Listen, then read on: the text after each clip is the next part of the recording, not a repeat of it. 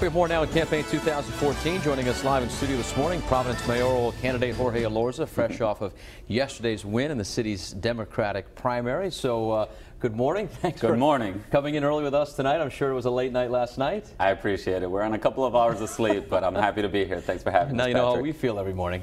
So, talk about last night's victory. I know this is just one step in the process for you, right? Yeah, so we knew all along that the real fight begins come November, come September 10th on into November. And so I'm very excited about yesterday's victory. Our supporters are very excited as well, but we know that the real work begins right now.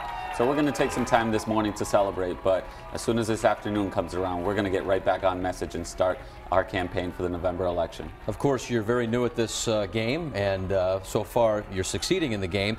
What have you learned so far in the process, and how much more do you think you have to learn as the next 5-6 weeks come along here?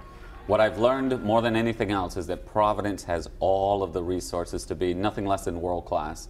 And it's a matter of having the right leadership. And I think that the elections last night, not just in Providence, but throughout the state, showed that Providence and Rhode Island is ready for new leadership, ready for new ideas, and ready for a new vision.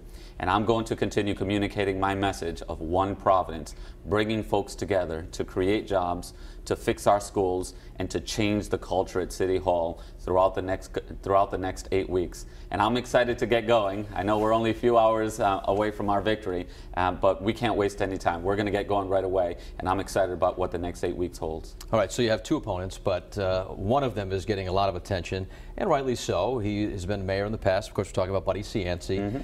And, just for an example, our news this morning, we have Buddy Cianci in our newscast, and he didn't even run last night against anybody. So you know what you're up against with the former mayor. How will you approach taking on Buddy? Because he's a veteran at this. He knows the game. Yeah, so we knew all along that this would be the case come September 10th, and I'm going to continue doing what we've been doing up until this point. We have a positive message. It's about a message that's forward-thinking. It's about all of the great capacity that we have here in the city and the steps that are going to take us to be that great city that we can and should be. And so I'm going to continue communicating my message to every neighborhood throughout the city.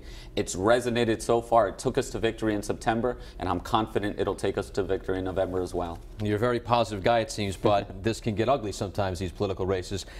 We know about Mr. Cianci's past. Right. Is that something that you think you'll have to use in your fight against him in this race? I'm sure it'll all be part of the campaign, and I'm sure right down to the finish line, it always becomes silly season in these campaigns. But it is what it is. You develop thick skin, but at the end of the day, voters base their decision on what your vision for the city of Providence is.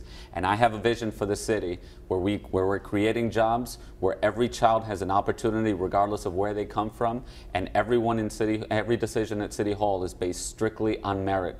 This is the vision that's carried us this far, and I'm confident it's going to take us to victory come November. All right, thanks so much for coming in this morning. Thanks so much for having us. All right, I appreciate it. Congratulations. Thank you. Back out on the campaign trail today. If you'd like to know more about where Mr. Elorza stands on the issues, head to our political tracker on WPRI.com.